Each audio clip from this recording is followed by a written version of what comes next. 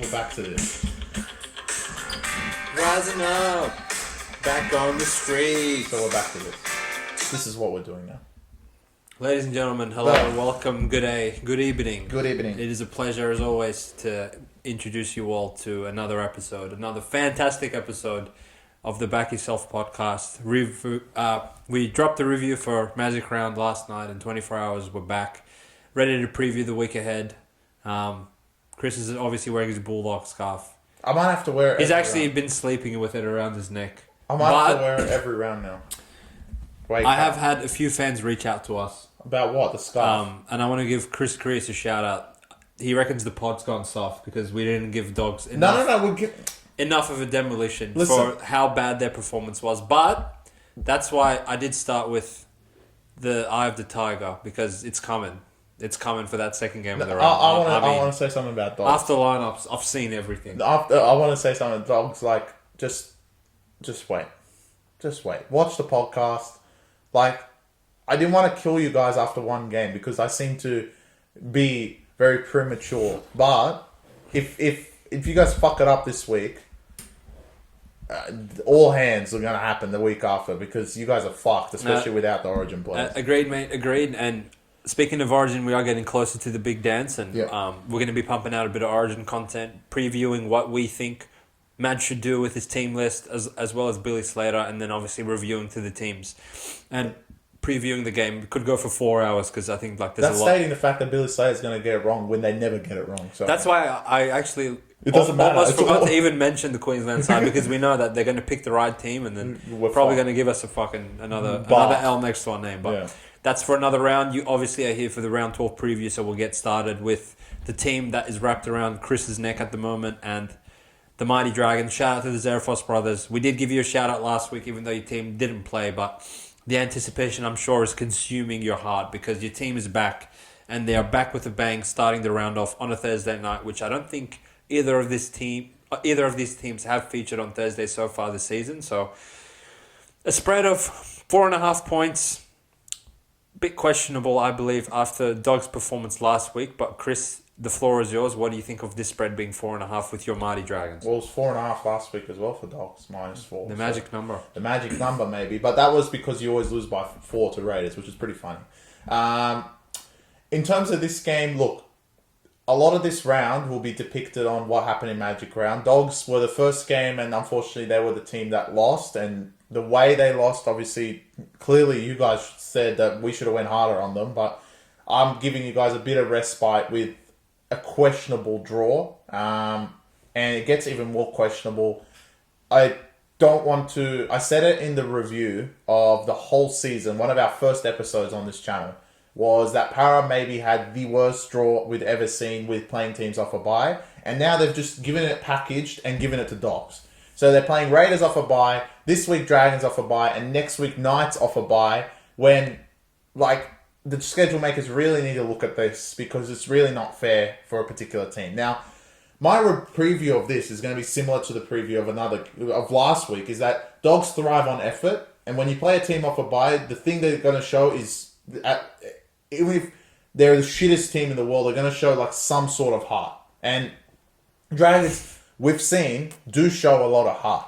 Now, the plus for Dogs is that what we've seen from the Bulldogs is whenever you guys have had a really, really shocking game, and it happened when you guys played South and given South their only win, the week after you actually bounced back and played very, very well in a game that no one thought you guys were a fucking chance. Was that Melbourne? They killed Roosters. So they won. And they were complete underdogs. Some people will say that, it depended on the conditions, but the way the Dogs came out, you saw them have so much effort. Now, did Magic Round take that completely out of you because you guys went fucking clubbing, which we'll explain maybe a few teams already have, but if you'd lost in Magic Round, especially the first game, probably the best thing for the club to do is to just go home, and I don't know if they did that. We don't know the insider trading of what the club did, if they were there the whole weekend or they actually went home on the Friday night. But Dragons are on a complete flip side. Look, they won their last game, I want to say. They won their last game. South. Wow. They won their last game, but South. Does that count as a win? I guess. And they kind of stayed away from the hype of Magic Round. So it can be, that's already going to be a plus. You know, I'm sure Flanagan has put them, you know, basically away from whatever all of that. Like, and know that, you know, this year they weren't there. That festival, that event for the NRL, no one talked about Dragons. We maybe shouted out the Zarafos brothers, but no one would have previewed any of it. So, look, taking that away it does look like a spot that Dragons can definitely get a jump on the Dogs. But I'm a little bit skeptical because I think whenever Dogs have had a bad game, a really bad game, we're not talking about their loss to Penrith, a really bad game, they've bounced back. And the one time it did happen was against South, and now this is the second time. So, yeah, I'm kind of thinking maybe 3.5. I think 4 is a bit too much. 3.5, I think, is the right spot for this game. Well, I'm going to allude to a bit of what you said, Chris, Dogs were the first team that everyone saw during Magic Round, and everyone saw them because Magic Round is such a big event that you get a lot of people tuning into the footy that otherwise probably wouldn't watch a Dogs Raiders game on a standard week. So those people that are having a punt because they watched Dogs last week watched probably the worst version of Dogs of the whole season. And you would think that would reflect in the following week's point spread, considering especially that Dragons didn't play at all. So all we have to go off is the most recent Dragons performance where they actually won outright in convincing fashion against Souths, which, again, I would go as far as to say if you beat Souths, you actually shouldn't be awarded 2 competition points because they're that bad. But they got the job done. And for this to open at 3.5 and still go to across the key number of 4 kind of has me scratching my head. I don't really have that much to say about this game because this game just doesn't excite me. I feel like they've done pretty good with the Thursday night game so far this season, and maybe they just threw this one in there. 2 not so great teams playing each other, and honestly, I don't think either of these teams are particularly entertaining to watch either in terms of style of footy. Oh, I think Dogs fans will take that. We'll say, yeah, let's kick that out of car. Yeah, I mean, you have one play, go down the left side and grub it through to outer car, and the Dragons have a play called pass the ball to Ben Hunt and pray that he makes something happen. So that's essentially what we're looking towards on a Thursday night. Bit of a dead way to start the round. Or kick to Lomax, which again through Ben Hunt. But there's really not that much to look forward to in terms of this game personally for me. And if gun to my head, I'd probably take the Dragons purely because it's gone through that key number of 4. And seeing Dogs $1.50 really makes me think back to last week when they were $1.50, everyone was all over them and they lost anyway. Now it seems like everyone's all over them again because the line is moving in their favour. I don't know. Logistically, coming back from Magic Round, coming off a loss, playing a team off a bye, doesn't really line up that well for Dogs. So I'd probably go towards the Dragons, but I really don't rate Dragons that highly as a side myself. So I'm not really convinced either way. Do you think the schedule makers kind of just threw this in because they need a Thursday game? Because if you look at the rest of the round, why would you put Sharks Penrith on a Saturday evening? Yeah. Because every team is entitled to a certain amount of nationally televised games, right? And if you're going to put Broncos on the Friday night 15 weeks in a row, eventually you're going to have to put some other. I don't mind it being on 9, but put it I think this would have been a completely different game Sunday afternoon 4 p.m. Yeah. Why can't it be that slate? Why would you put it on the Thursday if you're going to? Because I think Dragons and Dogs have plenty of Sunday games between even at 4 p.m. Yeah. This is probably the one time you'll see them on a Thursday for a long time. I doubt they have more than 2 or 3. And look, again, Dogs, I don't know why I'm defending them. I guess because of the scarf. They do have the worst turnaround of any team from Magic Round. How so? Because they have a 6-day turnaround. Everyone else won't have that. Well, Dolphins have 7. Tigers have 5. Tigers are not a team. Look, I think they've made some. But they're playing. But also they're playing a team off a bye. Like Tigers have a 5-day turnaround. But Cowboys have a 6-day. One week. Tigers. but and Dogs have a 6-day turnaround playing a team off a bye. I would say Tigers should turn around and just. Should we just go to the next game? Because I know you're excited to talk about Tigers. If you're happy to put a ball on the Dogs game, I think it's the wrong schedule to put on. But if they need a televised game, I guess Dogs Dragons the best at it. Again, add a core. One of just shocking scheduling, scotching schedule. This would be a game that would be sold out if it was at Belmore between Dogs Dragons, but I guess you can't have it all. I can have it all because I'm like truly shaking of how excited I am for the rest of the round. Once we get past the Thursday game that I don't give a shit about. Because all of them. Because we start with the mighty Cowboys, who gave Souths their first cover in 16 games, famously, as we articulated yesterday, and they host the West Tigers, which, oh my goodness gracious me, Benji, you guys need help. Like, just, obviously, like, we didn't even mention any lineup maneuvering in the Dogs-Dragons game because, like, both teams essentially won to 17, but the Tigers won, like, to think that Naden isn't there and to imagine that who's replaced Naden, like, wow. To have Declan, Casey and Mullet Mayhem in the centres, I've seen everything with this team. And I truly believe that, you know, like on the review when I said Souths, like, are the worst team ever? That was until I saw the Tigers. No. My God. If Tigers played Souths tomorrow, I think you would have to favour Souths, and like I wouldn't. You have to. And they're almost favourites this week. And I wouldn't favour Souths against like high school teams, but Tigers, wow. Well, look. Chris and I famously, like, week after week, say that garbage. Cop absolutely hammer Cowboys for being garbage, and they are garbage. They're not good this week either. And even this week, they're not good, but they haven't played in Townsville for a little while. They got through last week's game by playing horrific and still never really looked like in doubt in terms of the result. And they are capable in a way. Oh. And if you put, like, dirt in front of them, they can get past dirt. And Tigers are the equivalent of dirt in a team, in my opinion. So to get me laying 10 points with Cowboys, like, you have to just be something else. And Tigers, you have pulled that off. And it actually, like, it's hard for me to come on and say that they're this bad, coming off, like, heartfelt performance against Dolphins where they had multiple sin and so much shit go their way. But what really actually, like, hit home for me was Dolphins completed at 60% and Tigers completed at 90%. And they still lost by 12. Like, imagine if the roles were reversed, Tigers would lose by 50. And speaking of losing by 50, this fixture last year, Tigers lost 74-0. 74-0. They let McLean score. I never thought he would score. So, in my opinion, I'll swallow the points. I'll lay the 10. Tigers. Who's taking Tigers? I promise you, if you put Benji on a lie detector, he wouldn't even take Tigers. But apparently, you have more faith in them than even they have faith in themselves. I have this much faith in them. You're just lying. I'm not. Because, look, last week, as bad as they were, they showed heart.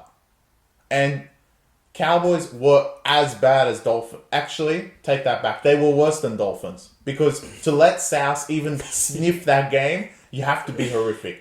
And this week for the Cowboys, really nothing changes. Valame's still there. Yeah. Burns is still there. And they actually put a 2 on his back. And the rest of the team is exactly the same, 1-17. Tigers, if you take away how bad the setters are, it's the same team. Yeah, and we said last week they were week they were horrific. I agree, but I give them a little bit more hope. I feel like everything, all the chips. This is one of those games that the sharp side.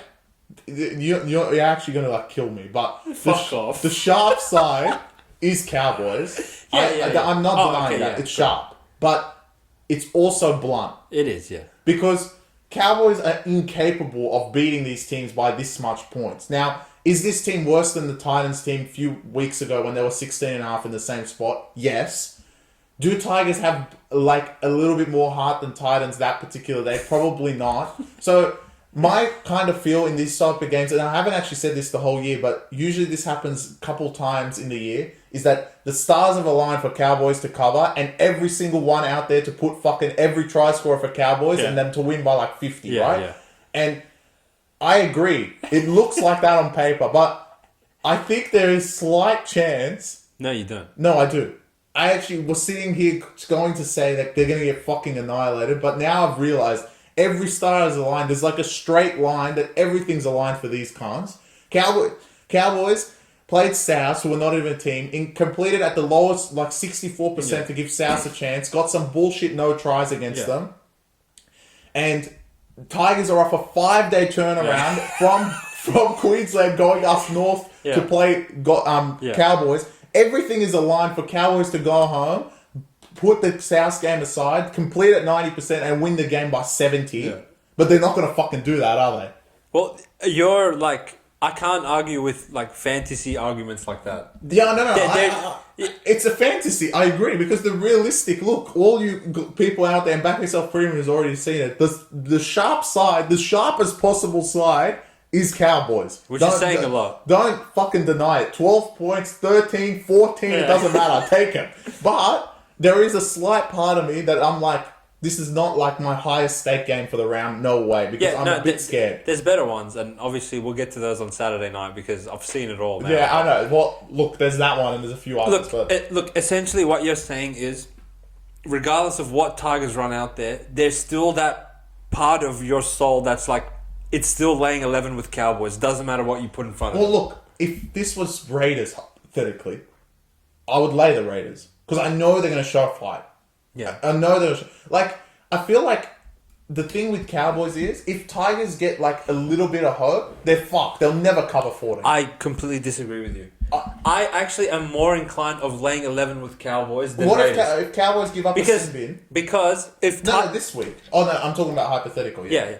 Because if Tigers quit, I know Cowboys will be like, oh, we've been fucking getting killed for 7 weeks. This is our golden opportunity to just... Yeah, Tom did and Sean go try Valentine Holmes. Now he doesn't want to drop it anymore. Try. He's going to slot them from the sideline. He's going to do all this. That's what I'm saying. That's what should happen. That's what's going to happen. Tigers.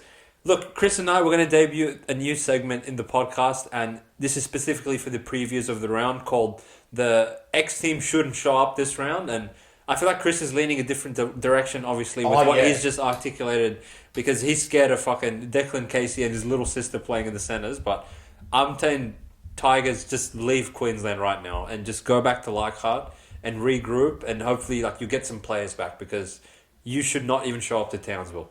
I'm not doing it for this game, sorry. Well, we'll have to see. Scared. We'll have to see which one he picks, but let's put a bow on that one, and we go to my other team, the Manly Seagulls of motherfucking war, playing on Friday night, 8 p.m. sharp at 4 Pines Park. Yes, they return to the Fortress, where they are undefeated against every team not named the Raiders. And Melbourne, interestingly enough, obviously we saw Cameron Munster go down writhing in pain. The reports have come out he's out for about 8 to 10 weeks, and they've opted to not go the surgery route because they're optimistic he'll come back and be healthy by the end of the season, where it really matters. And conveniently enough, they have named Jerome Hughes, but again, this is one where I would take it with a grain of salt, because it does make a lot of sense that, look, Hughes has had consistent calf injuries throughout his career, and it's the same calf that plagues him consistently. And Melbourne are in a position on the ladder, coming off a big win against Para, that they really don't need to risk him, knowing that they have a bye next week. And for those soft tissue injuries, having 2 extra weeks of rest goes a huge way in terms of reducing the probability of re-injuring the same part of the body. And in my opinion, there is no reason to go to 4 Pines Park and risk Jerome Hughes doing his calf again, because if he's out long term, Munster we already know is out long term, Pappenhausen's out long term, then you get to a point where if you have to name Grant Anderson and Wishart for like 5 or 6 weeks in a row, then it really is not worth the gamble of going to fucking beat Manly for no reason. So Manly, like, I'm not going to put you guys under duress because you hit for me last week, and I don't want to just beat the dead horse with you guys, but I truly believe that you should win this game, especially if it goes down the route that I think that Hughes won't play. Like, Melbourne have nothing, bro. Come on. It's legit Harry Grant and a 20-year-old kid at fullback and shit forwards, and maybe one good outside back. Come on, Manly. You can't lose to them. But I can. And I disagree. I actually think Hughes might play this game, because I think he was fit last week and they didn't play him. And he might get 1 rep of just playing and then going into the bye. I completely understand the point that there's no point of playing this. But I actually think there is a point of playing this in the fact that Manly will be in a case that they probably will not make the 4 if you knock them out this game. And the 4? You're talking about Manly making the 4? Yeah. The bottom four. they're no threat to make the four. They're fucking garbage. Well, look, okay. They give themselves better chance of making the four. Of course, definitely. of course. But do they technically give themselves less of a chance if they run out Hughes and he gets injured? I agree. I would say probably. Yeah, of course. That hypothetical. I think there is been... I think this might be a case... If Hughes gets ruled out, I truly believe it's a case that everyone is so scared of losing players that what they've seen is that players return and they re-injure it. The number one thing is Cleary, right? Like, he comes back and they re-injure it and then they're fucked for the rest of their time. Is Melbourne going to do that as well and rest They just did it. But I think they already did it. In my opinion, Hughes could have played last week and they decided not to. Okay. And this week, that's why he goes straight into the lineup. I like the case. My case that he's actually fit is they named him straight away. And if he's going to be scratched, he would have been like 20 or whatever, like one of the reserve players. And then if he was to be okay, all right, we'll put him straight into 7. Which Shark's going to be there? Who gives a fuck? Or Grant Anderson, and on top of that, Grant Anderson actually isn't a reserve. He's on the interchange bench, and we likely think that he'll go in, maybe Senna and Meany will go to fight, all that change will go around. And I don't see that happening. Usually it'll be a reserve that goes into the lineup, and then because Hughes gets ruled out. So I think he was fit last week. They decided not to play him because they were playing Para, and they still had Munster, Failongo, and they had enough to beat him. Obviously, unfortunately, Munster goes down, and they still had enough to beat them. And this week, Hughes has been the better half between Munster and Hughes. And look, I completely agree. Manly can't lose to that team without Hughes. There's no doubt about it. But if my firm belief is Hughes will play. If Hughes plays, Melbourne win this game. And I think what we showed last week is they don't need their stars. And I can just imagine with their stars, Hughes has been playing brilliant throughout this season. And I don't think the injury will hinder him too much. The middle, for Manly, they seem to shore it up, but they shored it up against Tyson Smoothie. Doing it against Harry Green is a completely different beast. And Lockie Croker, which I continually harp about, even though we actually don't like him too much, but Lawton is unplayable. Yeah, he's unplayable. And I can just imagine Harry Grant giving him an absolute bath. Next week they actually have the bye, which means everyone they lose in Origin doesn't mean anything because they come back after Origin's finished. So it seems like if Hughes does play, Melbourne win this pretty easily. I can't see... I know that Brookvale is a fortress, but I don't think Manly can show as much fight as they can. And to your point, they've lost 2 very close games, both in Queensland coming back home. And Melbourne just had a smack-up win. And I'm sure they feel really good about themselves, especially bringing back their master, number 7. So if he plays, I'm going with Melbourne, whatever it is. And if he doesn't play, I agree. I can't see them losing to fucking Wishart. So I'm going to go with the Manly Seagulls. Well, I would say Melbourne, they can feel fat and happy and they can feel themselves. But to be honest, I think they've been underwhelming the whole season. Till the second half. Two big wins against Para, who are Pick'em the Souths, and Souths who are Pick'em the Para. And outside of that, you beat Dogs by 2, you beat Roosters by 4, you beat Penrith, which was the really impressive one. You lost to Sharks without Hines. They've actually been underwhelming the whole season with all their players. Let alone now that traditionally, actually going to Brookvale has not been an easy task for Melbourne. And we saw that last year where everyone wrote Manly off and they actually beat the shit out of them in that 14-6 win at Four Pines Park. Manly, look, they've been knocking on the door for a couple of weeks. And normally they don't travel well. And they haven't travelled great, but they've been in these games. And you could argue that they could have won either, if not both of the last 2. And I just think it's a perfect spot for them. One last fucking game. If they lose this, I would literally put a line through them that, all right, Manly's officially finished. I wouldn't. I don't expect them to win this game at all. But if you lose this one, in addition to losing the last 2, then, all right, you can't make up for that much lost ground. But to keep within striking distance, to get Melbourne at a time where Munster and Pappy and Hughes, even if he plays, probably isn't 100%, and all this shit is going in your favour, you can't waste that opportunity and fucking lose again. I think they should win. I think they will win, and I'm all over Manly in this one. Let's go. All right. They're not going to be my upset alert. No, fair enough, man. Fair enough. If I had upset alert, I'll probably go with them. With Hughes playing. Yeah. Mate, Cherry Evans and Olakwatu, let's go. So we move on from Friday night to Saturday morning, the 3 p.m. Morning, slot. I wish. There will be potentially some morning going on because the Canberra Raiders return back home to GIO Stadium as 10.5-point underdogs to the Sydney Roosters, who welcome back Joey Manu, a huge addition that they definitely did miss him last week, that's for sure. Comes back from his concussion that he suffered at the end of the massacre that they implemented on the Warriors. And team list-wise, Josh Papali gets a week on the sidelines for hip dropping his own teammate. So I've seen everything. Rapana didn't get a week? No, what he did was all good. So that's fine. Tripping, you can just go around tripping cunts. So that's not an issue. But a spread of 10.5 does seem a little bit high, I must say, for a Roosters team coming off a loss. But obviously, they are the darlings of the fucking NRL, and they put up 100 points in 2 weeks a few weeks ago, and no one respects my Raiders. But with the way you're giving me side eyes, Chris, you apparently maybe you should swap your dog skull for a Roosters one since you love them so much. Is that it? Yeah. 10 points. It's Raiders. Okay. What respect do they fucking have? They're garbage. Okay. I actually think this should be 14 as well. They're going to get fucking killed. In Canberra? Yes, they're shit. What respect do they have? They're big dogs. Who cares? Yeah, okay. Like, they beat Manly, bro. And? I mean, I think this bubble has popped. And number one thing with these cunts is that they're the one team, I guarantee you they were clubbing the whole weekend. Especially with the 94 team being there. You saw the clips of Laurie Daly saying to them, look, boys, you boys inspired us just like we inspired us back when we won premierships. You can't...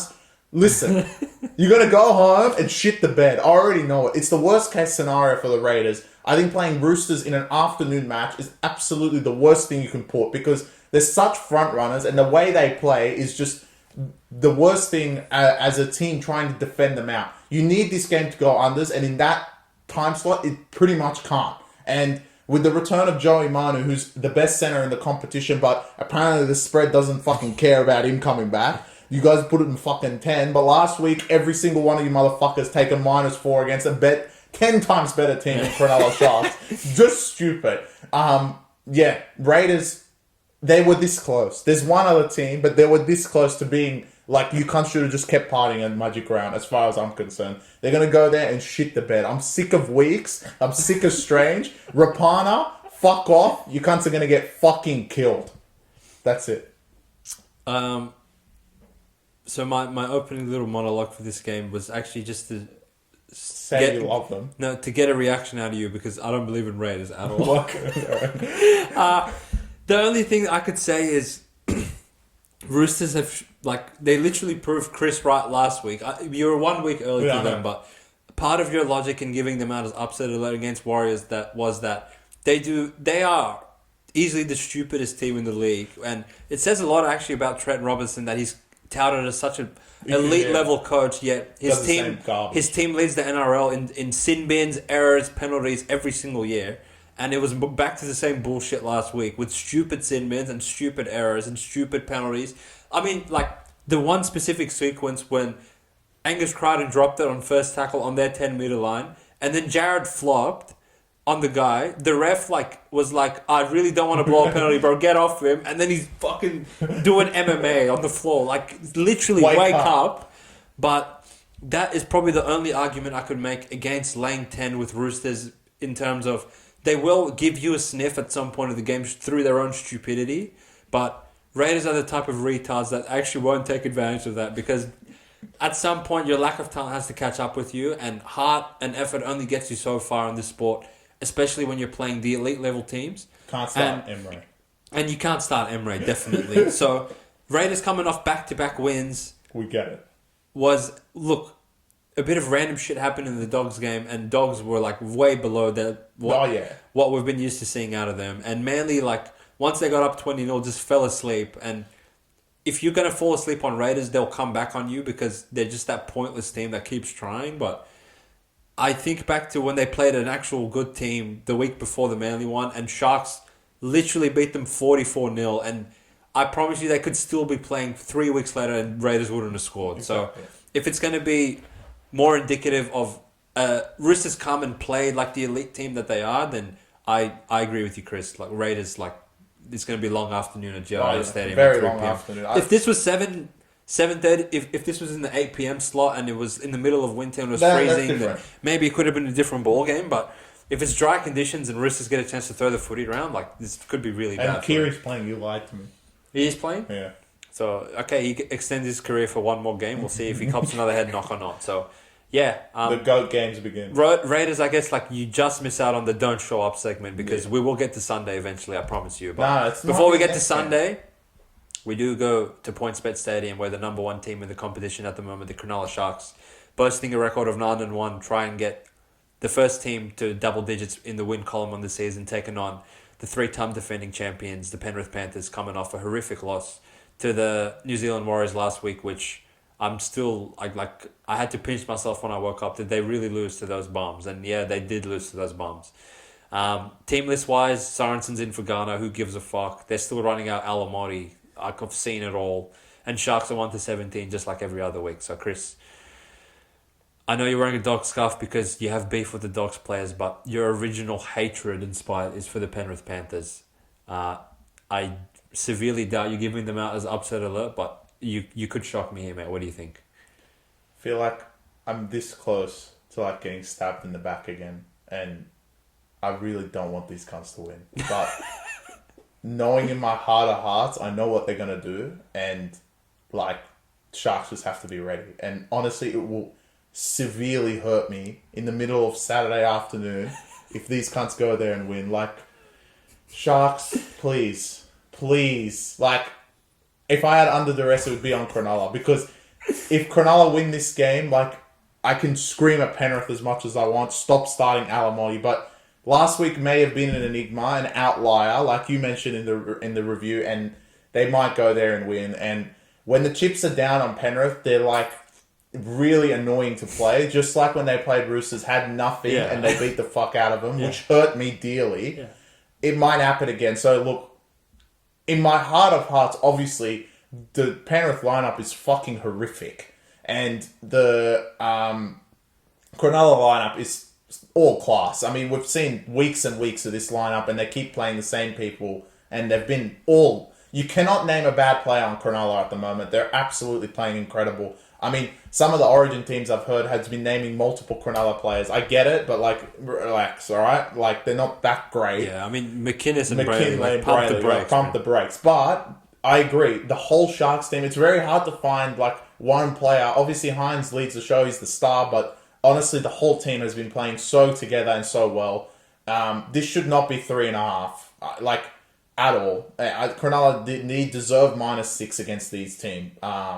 And maybe -6 against a lot of teams. And we did mention in the title of the last review that Sharks put the competition on notice, and I don't think there will be any lower than there'll be $1.40 as the highest next time they're at PointsBet if they beat the shit out of Penrith. And there's not going to be one team that goes there and you'll be like, oh, they're going to be favourite. Not going to happen. Not this season.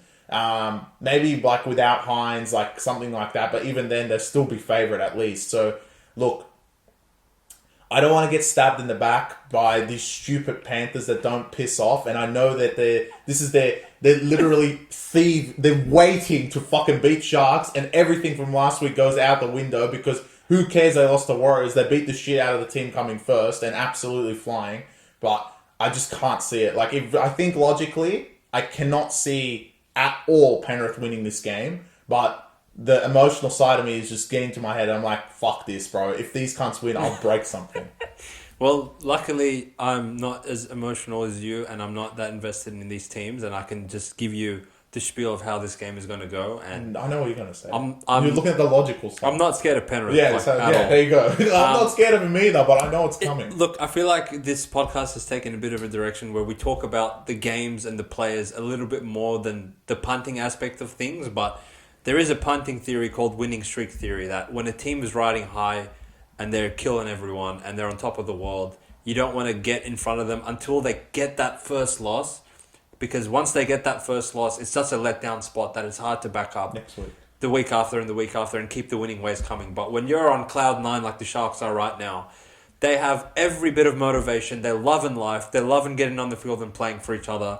And what Fitzgibbon has implemented into this team for the entirety of the season, really, has actually built their character to a way where they enjoy doing the shit sides of footy, like consistently giving line speed the whole game, holding teams out when the tough really gets going, and that's in these second halves. I mean, like you look at the team like Parramatta, they boast arguably even more talented forward pack than Sharks, but as soon as the game gets tough in the second half, they just roll over and concede 40 to Dolphins, 40 to Melbourne, 40 to Raiders.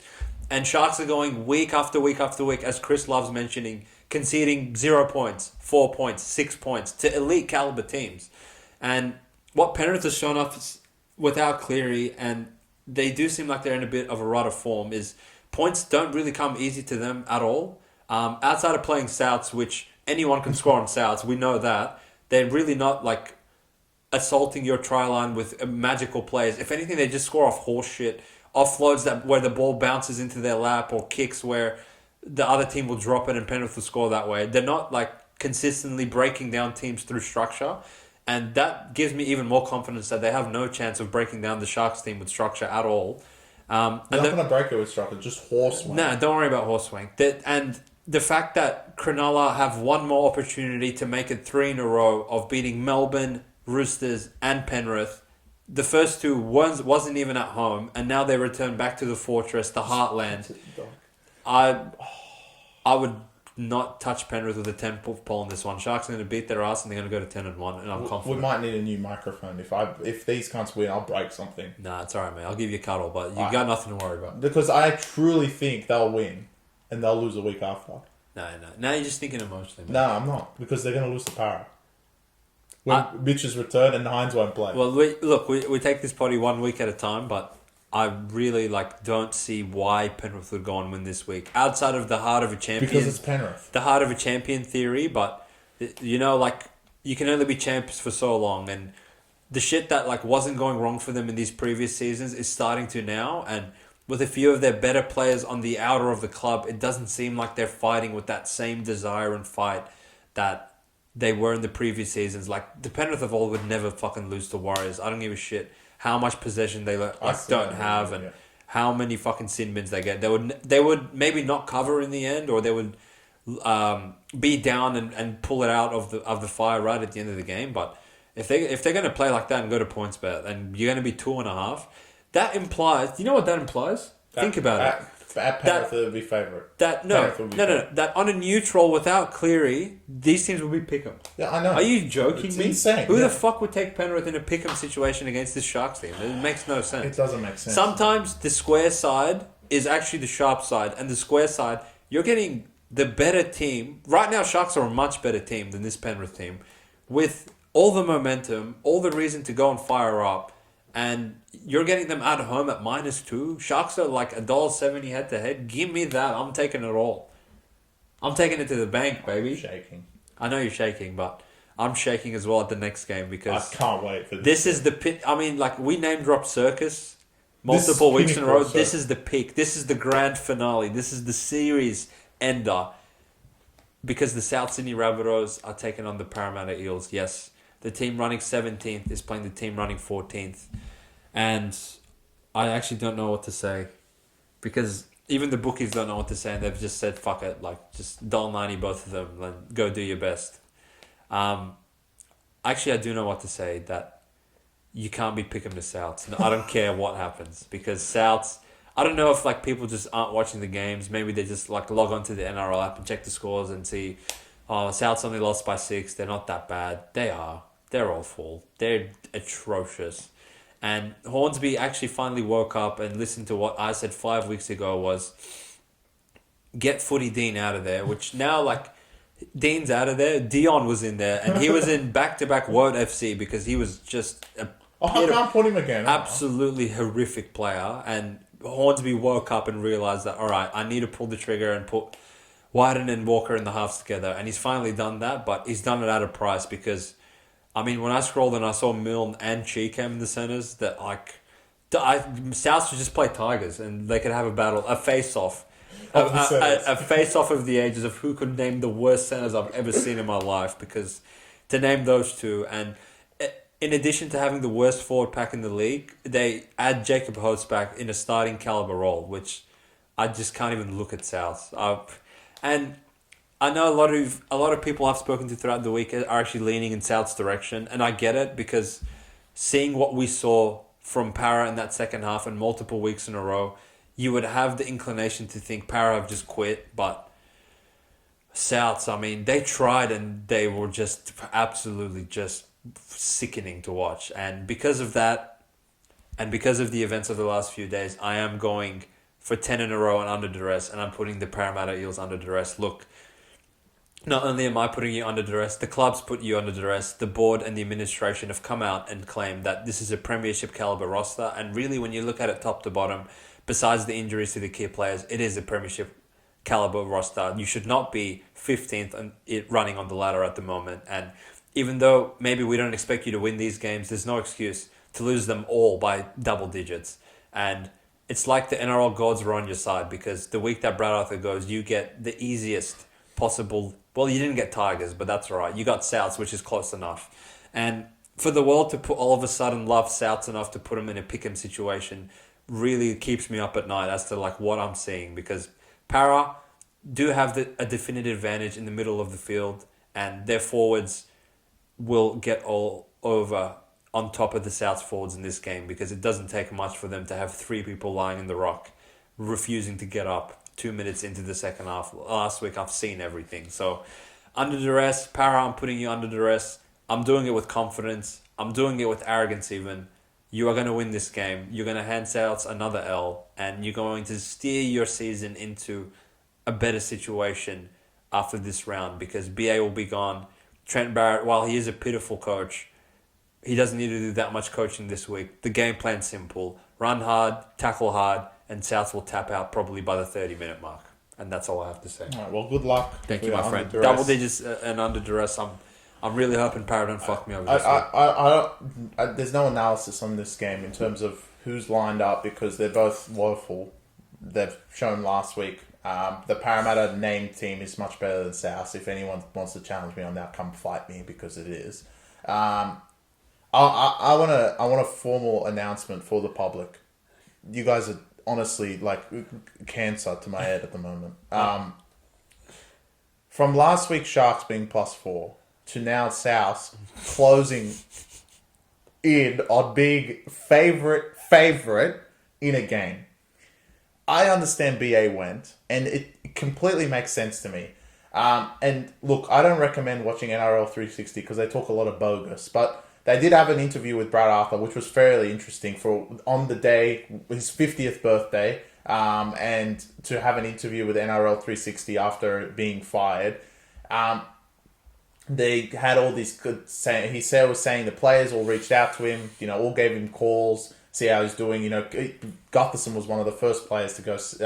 Obviously, he's not going to be in this game, unfortunately. But look, listen, Souths don't even give a fuck about Demetrio. Think about it this way, right? When Demetrio got fired, did you hear any of this happening? No one gave a fuck about Demetrio. So you think they give a fuck about fucking Hornsby? And now all you cunts are believing in them, thinking that Parramatta really don't give a fuck at all and just going to quit on the year. They already quit on Brad Arthur. If this is anything, this is like, alright guys, wake the fuck up. We're not going to fucking get anywhere if we just keep fucking losing. And look, Baz is a horrific coach. I'm not saying he's good at all, but they don't need a coach for this game. They don't give a fuck about Hornsby. And just talent-wise, Parramatta out-talent South very easily.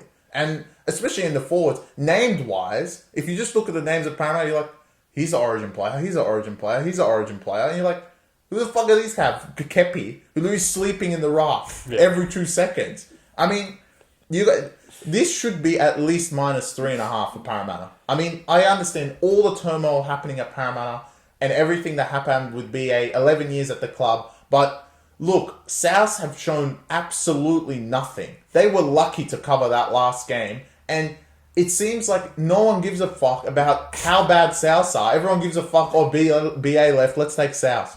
Like, wake the fuck up. It's fucking... This could be 13 plus to Parramatta. I agree. If Parramatta... Like, in these first halves, if Parramatta, there's a lot of the time Parramatta aren't leading, but they're close in the game. If they're in front, I doubt they quit. Yeah. And if South are just going to fucking lay over and give them 24 points, there's no way South can even score 24 points to go out and come back and win. So, look, as far as I'm concerned, the closer this gets to like, if I see South $1.85 and Para $1.95 to that extent, you guys are beyond help. We can't save you. You guys are already gone. I've seen everything. I want to ask you a bit of a troll question. Mm. Is there any inkling that because it's Indigenous round, the South boys will fire up? They don't give a fuck. I think they do. Okay, sure. Let them fire up. Kepi's Indigenous. But that doesn't help their forward. Look, Seahawks will fire. Seahawks Latrell have been much better the last couple of weeks, if you think about it. Yeah, I agree. But where's that gotten them? Where's that gotten them? Yeah. Literally, they're still garbage. I came on the review and said, I've never seen the team worse than South. Not like analysing on paper. If you analyse on paper, it's Tigers. But Tigers have heart. South's like... 13 plus, I'm telling you. They're going to get killed. I don't even know how to describe how bad I think they're going to get killed. 13 plus. No, I agree. I'm all over Parramatta. Like, I know they've put dog shit performances like in a row, but if Para lose this game... Oh, bro. Then first of all, I'll come on and apologise straight away. Second of all, I will like really, truly be scared for them going forward for the rest of the season, because if they go out there and don't show fight and effort, then the one of two ways that teams react to a coach's firing, we saw last year when Dragons fired Anthony Griffin. The next week, Dragons fired the fuck up and they ended up beating Roosters and turned their season around. And for a team that had every reason to quit, they literally played their tails off every single round. And that, if anything, was an indictment on Anthony Griffin, that the team like just was not responding to him. And a lot of the players came out and said, we don't give a fuck about this cunt. So that's that. Will Para go down the route of, fuck, like, we loved BA so much. We're the reason he got fired. We need to wake up to ourselves and actually start putting better performances in. That's the optimistic approach that I think Chris and I are both taking. But there is a chance and a letdown factor of, fuck, we loved BA and the club just fired him, like, it seemed like out of nowhere. And now we have to listen to fucking Trent Barrett tell us how to score 4 points a game, because that's all he's ever done in his coaching career. It's not even that. The players themselves, like, can you imagine? Obviously, Gutherson and Moses are in that locker room, right? Can you imagine these cunts didn't even have a hand in this cunt being fired? When Mitch went down, they were 2-1, just beating Manly, and had a competitive performance against Penrith, and they were like, well, Para's pretty good. And at that point, I was like, fuck me, these guys can make the 4. And then 2 days later, I was devastated. Went to the fucking gym crying because I saw Mitch was out for 12 months. Foot, and ever since then, this cunt hasn't played 1 minute on the field and BA's been fired. Yeah. Your players need to wake up to themselves. It really developed really quickly. And the thing is, with the Parramatta players, I think it's more what we're thinking, because they were coasting. In the sense that your 2 star players are both ruled out. You don't kind of think, all right, they're going to fire a coach of 11 years over 2 players, like knowing that we're under strength. But your performances were that fucking shit that they had to get rid of him. So now wake the fuck up. Yeah. You win this game. Likely, again, we've been saying this for weeks, but I think it's conclusive that next week Mitch will return. So, look, you have a week with Mitch, which you shouldn't have had because he should be in the Origin team. We'll get to that in the Origin preview. And then you probably have Gutherson back a week, like 2 weeks later as well. So wake the fuck up. You can win these games because it's South. I think their season's done. I don't think it's done. Wake up. In the grandest sense of things, because if you're going to anoint Baz as interim head coach, it's over for you guys. I think he's that bad. But in terms of handicapping this weekend's games, like... No, this weekend... There's really enough there to beat South, it's bro. South. Come on. Like... Okay, we'll think about future state a little bit later. But right now, it's South. I think, like... Obviously, you guys will have to tune into the review to see how this particular game went, because we're both putting our pride, ego, money, you name it, on the middle of the table against Souths. And if we're wrong, then we're going to look like 2 of the biggest idiots in the world. But now everyone thinks they can 2-peat. Now everyone apparently is shaking at the sight of South. So I've seen it all now. Just like, come on, bro. Eels, like, please, get it together. to have Souths cover back-to-back weeks, like, I can't even imagine way they play. But now, coming off the high of Saturday, which I feel like we had 3 very interesting talking point games. We go to Sunday, which is like not that exciting. The first game, Chris, you may as well just go and send a formal message out to the Titans. You should have just stayed in Gold Coast. Honestly, I know what's going to happen in this game. It's very simple. Titans may score. You know what? Typically, Titans tend to lead this game. You guys can go up 10-0, full time 60-10. I think Brisbane at one point are going to fucking annihilate someone, and look, the doorbell is absolutely ringing to you guys to get annihilated this week. And there is a lot of, obviously, there is one player in particular, well, 2, we kind of think Walsh is 100% in, like, he'll be in the Origin team, but there's one particular player that is going to put their absolute stamp on this game, which is Ezra Mann. He has a great opportunity to steal a spot off Tom Dearden and get into the Origin team with the downing of Cameron Munster.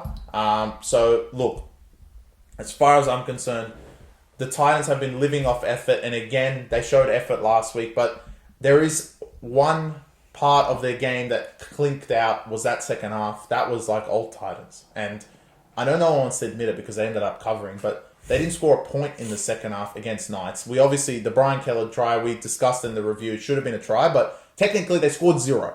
And they didn't really look like scoring. Knights were kind of like just loitering around, and Marju was asleep basically on the field. But they didn't really look like scoring the whole second half, which starts the concerns that finally they're getting tired. Yeah. And if they even have this much out of breath against this Brisbane team, they're going to put them to the fucking saw with Carrigan and Haas. Brisbane are usually typically pretty good against Titans. I know last time I think they played, they lost, but typically they're pretty good. And Titans tend to lead by 12 and then get annihilated afterwards. And I think it's going to be maybe it's happened many times, actually. I think maybe it might be a similar case, or Brisbane just go out there and beat the shit out of them. Another team that you don't really, in a dry track, 2 p.m, you don't want to play. And the Brisbane team, obviously Stags, for whatever reason, doesn't want to play Origin. He's injured. He's out. But, I mean, the centre last week was comparable. He's all right. Cobbo goes to the centre, which is good. And they have the absolute blistering pace. I know Pereira's still there and Kenny, but the blistering pace of Walsh, Mariner, Cobbo, and Ezra is just not the team you want to play at 2 p.m. I think it's going to be an absolute murder. And Titans might lose by 30 in this one. They're going to get killed. Yeah, interesting, mate. Look, Titans, I might copy-paste my analysis of the Dogs-Raiders game where I said, Dogs, you've been up for a very long time and you're very much due a letdown spot. And that logic doesn't apply to any team more than Titans, because 7 weeks in a row, you guys have covered the spread. Every time you're double-digit underdogs, doesn't matter how much you go down, doesn't matter who the fuck plays in your half, doesn't matter who plays in your forwards, doesn't matter if Tino fucking never sees the field again, because you guys just cover every single week. And whether you win outright or you lose by 2 or you lose by 6, in the end, no one can fault your effort, and Des has you guys like really fired up. And I don't actually doubt that you will try hard again, because you seem to always get up for these Broncos games. But in the end, how this fixture normally prevails is talent wins out by the end of full time. And much better Titans teams have gone up 12-0, 16-0, 24-6 against this Brisbane team and been absolutely mowed down and mauled by the end of the game. And Brisbane, they have been coasting for a couple of weeks now. I don't think they played that intensely against Roosters or Manly or whoever the fuck they played the week before that. So I don't know. If you're just going off recent results, honestly, you probably would take the Titans line, because you see Titans, you see their recent scores, and you see, they haven't actually lost by double digits in any of these games, and I'm getting 14 head start. That seems pretty good. And Broncos haven't not really blown anybody out since the Tigers game, I want to say, which was 34-10 full time. Yeah. But at some point, having 3 hookers in your starting lineup and having all these players banged up, come in and out, not having your star players has to catch up to you at some point. And while it's not my favorite play of the round, like, I think Chris has done enough to convince me that Titans, it's going to be a long day at the office. I want to add one thing. Obviously, Back Yourself Premium don't need to think about this because we'll do the work for you. But there is obviously... Haas can't be 100% of like after last week. He's named. Just make sure you look at team lists. I want to say, like, there could be a chance he is taken out. I don't think there will be. Did you see what the reports were? No, I haven't seen any. So the reports were that Haas suffered a nerve... a knock to his nerve in his calf that went all the way into his big toe. Oh, wow. So that's why he went down in like such breathing pain. But then once they were able to get the nerve thing to settle, he was able to come on and look 100% again. It was essentially a stinger in his foot. So actually, he didn't have any painkillers. No. Titans are going to die. Yeah, so I would say, like, generally we would side on the side of caution when it comes to players looking like 50-50 in the back end. And actually, I still have question marks over Kickout, which after Papali's hip drop, it looked like he snapped his leg in half, but he came back onto play. I'm not certain that he's 100% or whatever, but it seems like he's going to play and he's named. So I don't know. Will bathe him, sorry. Sewell will give him a bath apparently, but in terms of Haas, I would have no doubt that he's gonna suit up, and good luck to the Titans forwards with him and Carrigan running at them all day, because it's going to be a tough gig, mate. Broncos, normally we're used to seeing them play at 7:30, whether it's on a Thursday, Friday, Saturday, it doesn't matter. It's very seldom they get a 2 p.m. game at Suncorp, and that is a recipe for a huge turnout and a big day at the office. I would say. Agree. Like, Titans, fuck, man. If they cover again, like, what will you say?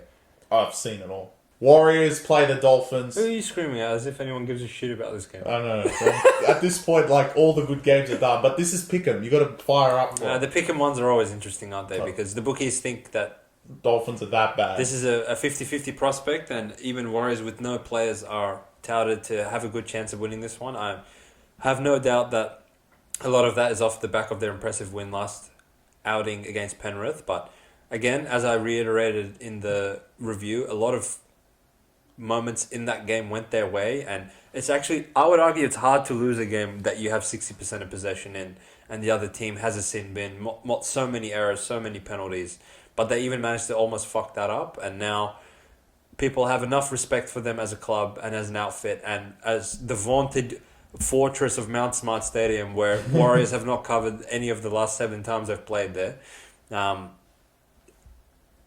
Because of that, they have put him at a pick'em against the Dolphins, and the Dolphins are boasting a record of 8-3. I want to say now 7-3. 7-3. They're sitting firmly in the top 4. They go at a pick'em price all the way to New Zealand, coming off their Magic Round victory against the Tigers. Chris, talk to me, mate. What are you thinking here? Is the price of a pick'em justified in this one? Really, Warriors should be getting points. I mean, to put them 15.5 on a neutral against Penrith, and then go all the way home. Obviously, Dolphins aren't Penrith, but, like, what would you price a neutral between Dolphins and Penrith? 6, 7? Yeah. Are they that much worse than them to go all the way to pick them?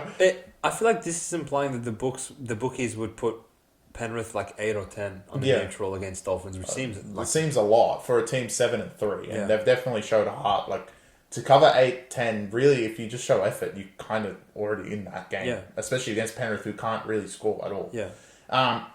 So I really feel like Warriors should be getting points, but I think everyone's riding the high. If you look at lineup to lineup, then you're just going to look at it and be like, Dolphins completely outmatched them, and that is exactly true. My only concern is that they've played a lot of games in Queensland, or they played the one game in Northern Territory.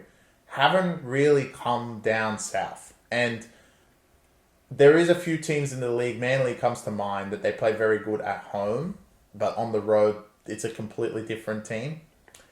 So, I still think Warriors should be getting points, and if you're just looking at price from a punting point of view, this is completely off. Just take the Dolphins, don't even think about it. But if I want to sit there and actually review the game and be like, who's going to actually win, I'm concerned that Dolphins did win all these games at home and are going to go to New Zealand and really not put up much effort.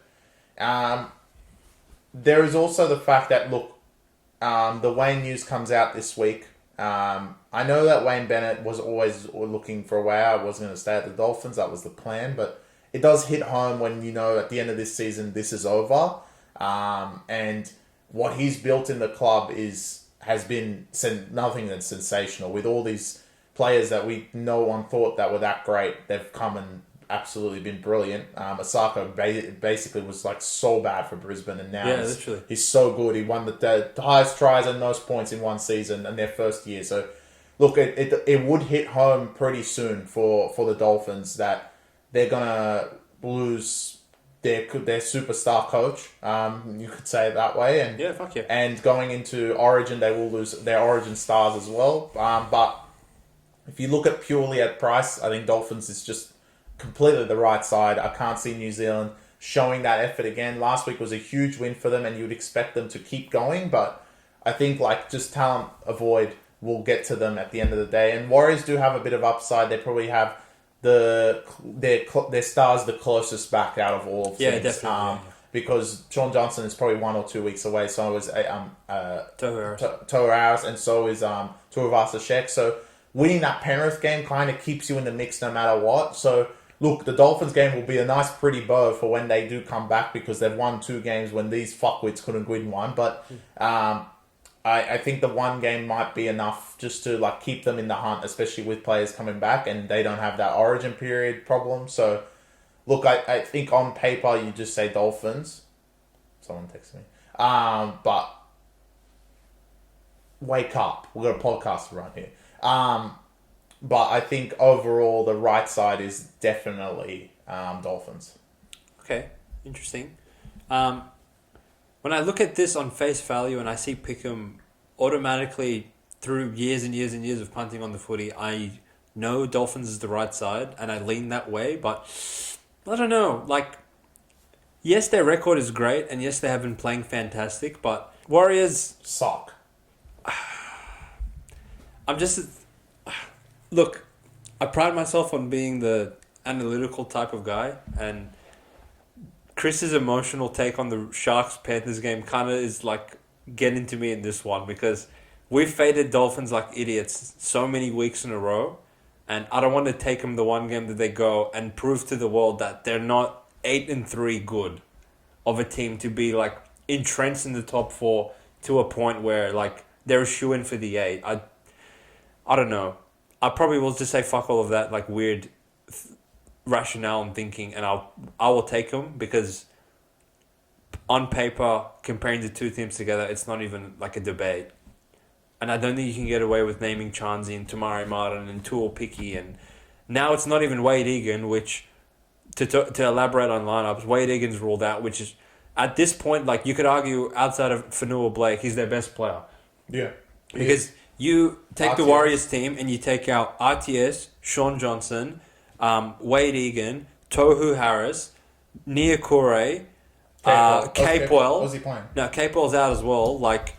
If you're going to lose 8 of your best players and Dolphins are going to go lose to you guys, then what the fuck was the point of winning all these other stupid games? It's a weird game for the Dolphins because they end up going back to Redcliffe, so it's a bit of a stupid trip. But anyway.